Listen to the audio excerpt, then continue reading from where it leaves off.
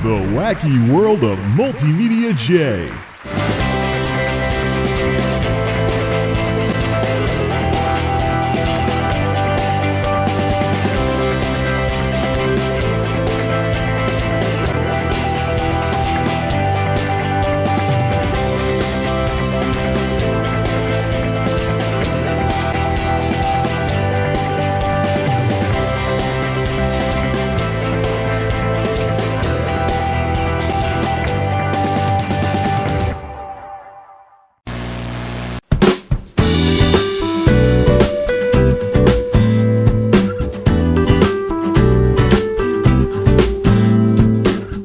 These things are good and ready to be polished up, put in the box, and then taken to the computer shop to see if the proprietor of that shop wants some loud gaming speakers around there and whatnot.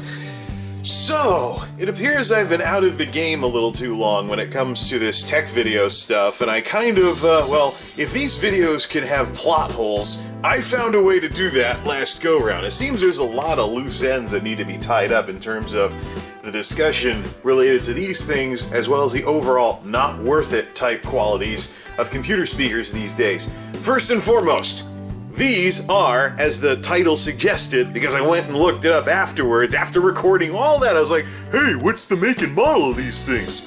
So I went and looked. It's not on the control module, it's actually on the back of the subwoofer that these things are Logitech Z5500 digitals. Or if you're from the Commonwealth, Logitech Z5500. Rubbish! Okay, Z5500. For those of you in Commonwealth land, flash the epic fail, please. Epic fail. Regardless, whether it's Z, Z, or ZZ Top, or whatever, the fact remains, these are computer speakers, and therefore, they're not worth it. Years ago, I found out the hard way that it wasn't worth it to buy computer speakers anymore, but I've been second-guessing my decisions in recent days, weeks, and months, so I decided to do some poking around to see if my hunch was correct back in those days. Before we go over to the main system, though, to look at this stuff, one very important thing. So I went and dug through the purchase history at Newegg from when I picked these things up. And I didn't really explain my speaker progression leading up to these things last go-round. So I started out with Klipsch Pro Media 4.1s from the Scratch and Dent sale that I finished college with. After college, after getting out on my own, after moving to the Geek Suite for the first time, not long after moving to the Geek Suite. Duh. Yeah, I gotta get back into the swing of things with this video stuff. Because I liked the 4.1s so much, and I had an Audigy card that supported up to 5.1s, I saved up and got a set of Klipsch Pro Media Ultra 5.1s, the redesign that came out after Klipsch fixed the amplifier in those darn things. Because, again, putting a 500 watt amp inside a subwoofer is not that great of an idea when it comes to cooling. Especially if the sub isn't ported. This one is. It's Klipsch brethren or not. It helped with keeping the bass tighter and not having port noise making weird noises at certain frequencies, but it ruined the cooling to the amp. Fortunately, mine did not overheat. A relay came loose and it made some noise. I took the thing apart, looked at the relay, it came off in my hand. It was so shot. I mean, I could repair it if I knew where to buy a similar relay and solder it in, but it's not worth repairing because the Klipsch 5.1s that I had were all analog. These things, though they were a bit of a drop in sound quality versus the Klipsch's, at least had digital inputs, but both of these speaker sets completely and totally pale in comparison to a home theater in a box that can accept multiple inputs, deal with all kinds of encoding, and, well, just do everything you need. Ain't that spumthing? I didn't know whether I wanted to say ain't that special or ain't that something, so I kind of went spumthing. Okay, gotta stop making up words, darn it. Let's head over to Tuxedo and check and see if my little hunch is still correct. It was a dark and stormy. Actually, I brought down the house lights because we're going to be looking at a lot of stuff on Roll-O-Vision over here. Roll, roll, roll. At least it's Roll-O-Vision and not Flicker Vision. I wonder if an LED TV would give me the same result when I fired a camera at it. Anywho, another important detail about this setup using this Onkyo box over here. I picked this thing up in April of 2010, so we're past the 6-year mark. This thing is still working, and barring anything like a lightning strike, I don't really see any signs of anything letting go on this thing like it did on any of the computers, like it did on the computer speakers that I've had over the years. No, seriously, this thing has outlasted. I probably should put bring the lights back up so it's not a giant shadow. This thing has outlasted every single set of so-called high-end computer speakers that I've ever had, except for those Klipsch 4.1s, which I retired 10 years ago. But in terms of my main system, I got about 5 years-ish, actually 4 years, out of the 5.1s before the relay broke in the amplifier. The Logitechs I only had for a couple of months before the amps started popping, and I thought that they were on their way out, and found out about the lack of service and whatnot. Now, this thing has been going since April of 2010. So that says something right there. Let's look at the everything's blue now because of... come on, camera. Yo! Whatever.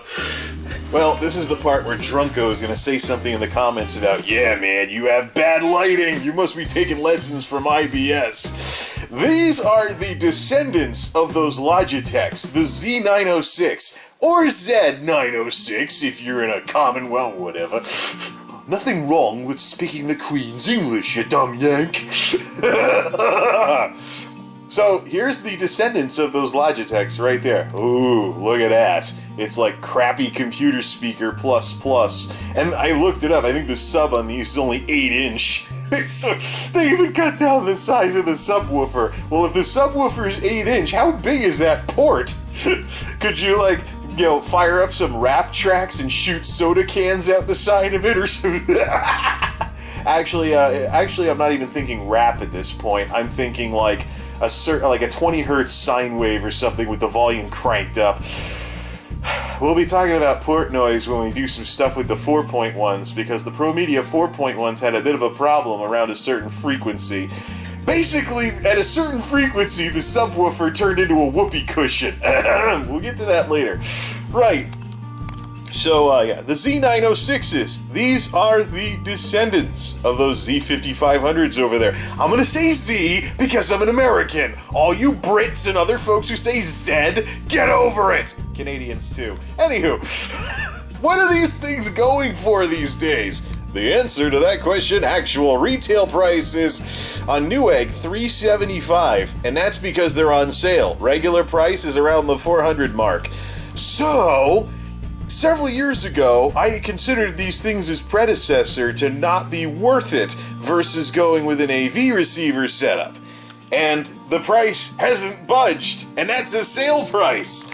I can't remember if the $370 or whatever I paid was a sale price or not, but yeah, $375 versus, let's unfull screen things here and bounce over to Monoprice and go back to TV mode. This is the Monoprice 5.1 home theater setup, or home theater speaker set, paired up with a Pioneer receiver. Now, these were the home theater speakers that I think got Monoprice sued because they closely resembled a big brand something or another with the design a little too close, and some lawyers were like, "Ah!" And they had to change a few things with the design.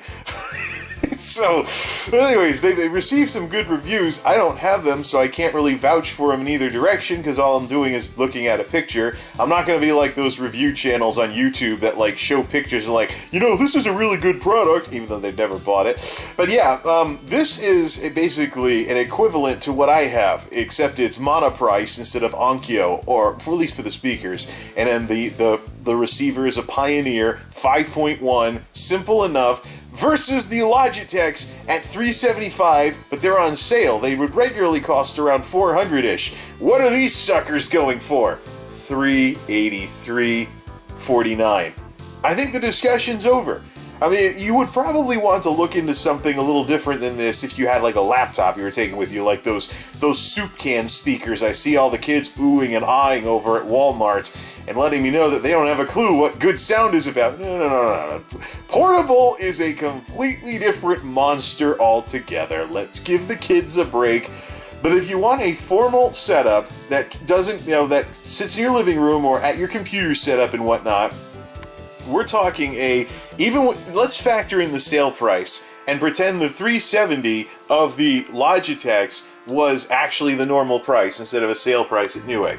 Less than $10 difference between this computer speaker thingamawhatsit at 500 watts with who knows what kind of gotchas, kind of like what I encountered with my 5500s all those years ago, versus an actual home theater system. Let's go into the pictures that Monoprice has for this too. So there's everything.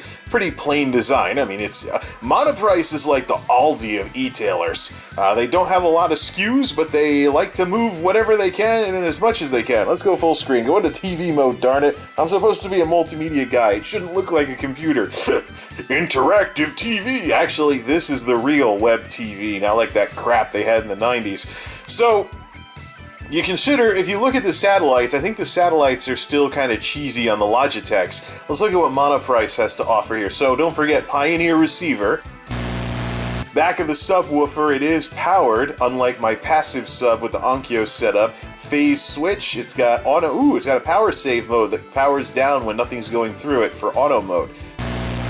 Volume for the sub, and low pass filter adjustable. You don't have to do it through the receiver, although I would probably like to adjust the low pass through the receiver instead of the sub, because crawling around behind the thing and getting dust all over the place just to play with the crossover frequency, not my cup of tea. Made in China, yeah, well, there's a lot of stuff made in China these days, but it's Monoprice for Pete's sake. Anywho, let's look at, and this is what they have for sats. They're two-way, with real tweeters in the sats. And I don't know what that woofer size is, but I mean, I think if, say, a lightning strike took out everything, this would probably be a pretty worthy replacement if nothing still worked afterwards. See that center channel there? And I'm getting jealous, man. Do they sell those without the subwoofer? Because I don't need a more powerful subwoofer. Well, then again, I don't need more speakers sitting around not being used. I actually still have the original Onkyo sats too that I've never used because they're not two-way. Unlike these. Why wasn't Monoprice doing this stuff 6 years ago or back in 2009 or whatever we're up to now? Sorry, I had a rough day at work. I'm a little out of it, so if things seem a little crazy, and no, I'm not drunk, I swear. I'm not as think as you drunk I am, darn it. Yeah, even the center channel, two-way. So this is a two-way system. Look at that receiver, nice, big. It looks like it has adequate cooling. Of course, I have an Allsop stand so I can put something over the top but still let it ventilate. That's why I have the setup that I have. This thing actually has more inputs than the Onkyo box that I have. Look at that, 4 HDMIs. I think I only have 3 on mine. Coax in, there's an assignable jack, optical in as well, coming from the television. Television, not the television. What do we have here? Antenna, no component stuff. So the component days, no component anything, so I'd have to convert to HDMI for that one. For the consoles that only go up to components. And oh, boo, spring clips going out to the speakers, but at least there's banana plugs when they get to the speakers. Although it looks like there's banana plugs for the front left, front right, so that's okay. Anywho, what else do we have for pictures? Nope, that's it for pictures. But again, my instincts were correct all those years ago. Now you consider that the computer audio industry with the sound cards and the sound chips for the onboard sound have basically they have onboard encoders in many cases. There's even motherboards with onboard sound that does real-time encoding these days. But the big thing also, and there's the HDMI out on the video cards as well that can output in certain encoded formats and go to a receiver that way. I mean, it's just there's no reason to be playing around with mini plugs anymore. The old computer speakers from the olden days, from their heydays when I was in college, they have no place anywhere anymore. You're pretty much gimping yourself and not really saving much in terms of money by getting so-called computer speakers these days. You might as well skip the whole computer phase and go straight into the entry level of real audio equipment. And if you want to buy more gear later on, you can always just swap out the sats, swap out the subs, swap out the amplifier. That's the beauty of this. Replaceable parts. Replaceable parts. That's the beauty of all of this. And that's the thing. Yeah, sure, you start out with some Monoprice bargain whatever, but then if you get the impedance right and you know what you're doing, you can you can upgrade things later on. So that's the whole thing, versus the crap I put up with those Z5500s. And if you don't have a sound card that encodes, you can buy a DAC. There is a DAC market for computers these days, especially laptops. Let's look at a few. And of course, since I mentioned DACs, we have to talk about this company. Yes, people are having fun with that name. It's genius marketing, even though it is kind of... Oh, come on, how about one... Come on, oh yeah, there. Well, yes, I'm full up. You aren't going to believe this. This is some good... They are having a blast with this audio. Oh, let's look at the disclaimer. Yes, that is our name, Shita.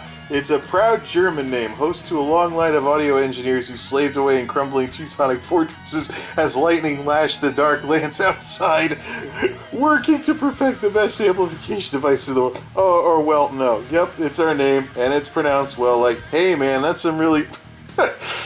Oh, anybody who's got kids is gonna be mad at me after this. I don't want my kids to leave the room because you almost swore. And now that we have your attention... Mommy, what's that word on the YouTube video? Anyways, yes, this is a company that manufactures DACs. And I've heard about... See, one of the problems with headphone jacks is that the onboard audio chips have rubbish DACs. And because of that, and also there's headphone frequency response too. Headphones, it's a different sound stage and things like that, so... let's go back to Newegg right now. Newegg, please! Alright, let's just type DAC in here. For those of you who don't speak audiovisual ease, DAC stands for Digital to Analog Converter. It's what you do to, if you plug this stuff in, you plug that stuff into your computer, and it does the sound processing externally, getting you away from the rubbish DACs of your built-in sound chip, if you have one, and giving you options so you don't have the noise from it. Oh, come on. I don't want an adapter plug that goes with a DAC. I want a digital audio... Technical difficulties.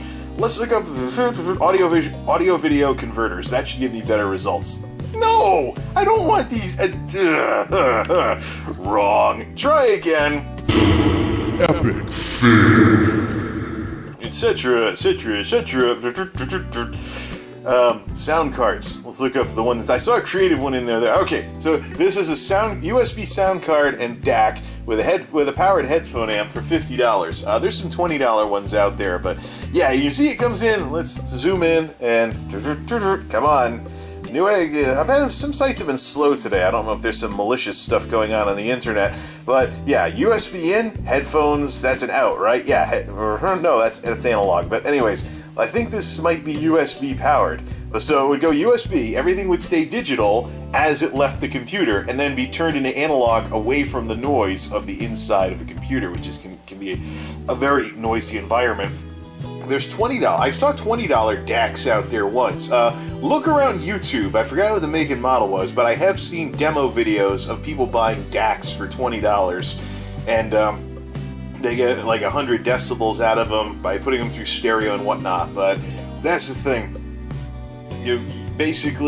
You want to be doing things digitally these days and having your sound processing somewhere other than the inside of your computer, and you don't want to be stuck with the DACs on your sound card in most cases, unless you have a really good sound card. But The inside of a computer can be a pretty noisy environment, so doing it externally and also having options if you have a laptop or want to take your sound quality with you when you use a laptop, that's a thing these days. So the point is, the old school high-end computer audio model, where it's all a bunch of mini plugs going every which way, and you have a set of 3 minis going out to a 4.1 or 5.1. It's too much work for too little results. Just do everything through, just go regular home theater audio or pro audio. Don't mess with anything that brands itself as computer audio anymore. It's just not worth it. High-end computer sound, no such thing. Just skip all that crap and go straight into real audiophile equipment, even if it is entry level. Well, once again, the joke is on me, so let's just finish up looking at this Monoprice thing with the Pioneer receiver. Yeah, I went looking around, e-tailer after e-tailer after e-tailer. That thing must have been discontinued. There was a $20 DAC out there. I don't think it was USB powered, though. There was a $20 DAC floating around Amazon for a while. It was silver with bright blue lights, but I saw some YouTube videos of somebody powering a set of 2 speakers with those things and actually getting some decent sound out of it. But yeah, that's the thing. Basically, computer speakers are a relic from a bygone era at this point. Unless you're getting just 2 little speakers to use a mini plug on a laptop. If you want any serious sound, though, there is no such thing as high-end computer speakers anymore. Basically, once the sound card companies started getting with the times and putting real-time encoders in, and it became easier and easier to hook up an AV receiver to a computer and use encoding and optical and coax audio. Once that happened, it was all over. I can't, for the life of me, recommend anybody do anything with so-called high-end computer speakers anymore. And you know what the sad part is? Klipsch Pro Media, even though they were run out of the surround sound market, Klipsch Pro Medias are still around. Here it is. Oh, how the mighty have fallen. The Klipsch Pro Media 2.1. For $150, you can have basically stereo plus with a design that predates the 4.1s that I bought scratch and dent over 10 years ago. Oh, brother. Yeah, main volume subwoofer. And if that's the same control pod as the one that I had with my 4.1s, those potentiometers might get very, very scratchy after a while. Yeah. This is archaic. This is outdated. Does it even have digital inputs? Anywhere. Pictures, please. Oh, well, yeah. Back? Let's look at some of these other ones. Oh, look at that. Is that hardwired? Hold up a second. Is that hard? That might be hardwired? Wait, what? Yeah. Wow. 150 for these? Rubbish. Let's take a look here. We had to look at the back of this is all marketing stuff. Nope, that's just the control pod. Yeah. So this is what's left. Does it even have any kind of digital inputs these days? This is the old design.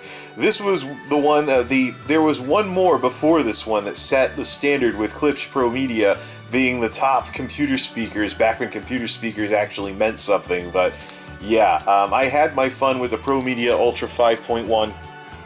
Still using the SATs to this day.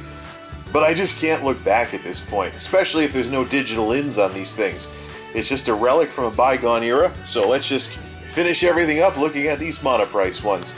So, I hope I've driven home the message by now. If you want sound on your computer to be, something besides 2 speakers and a mini plug that you got for $10 at such and such discount store, don't even bother with so-called high-end computer speakers anymore, because there's no such thing. The gap has been closed. There doesn't need to be that kind of a niche market anymore. Just get some entry-level real audio equipment, sit back, relax, crank up the volume, and enjoy yourself. Till next time, this is MultimediaJay signing off. Thanks for stopping by.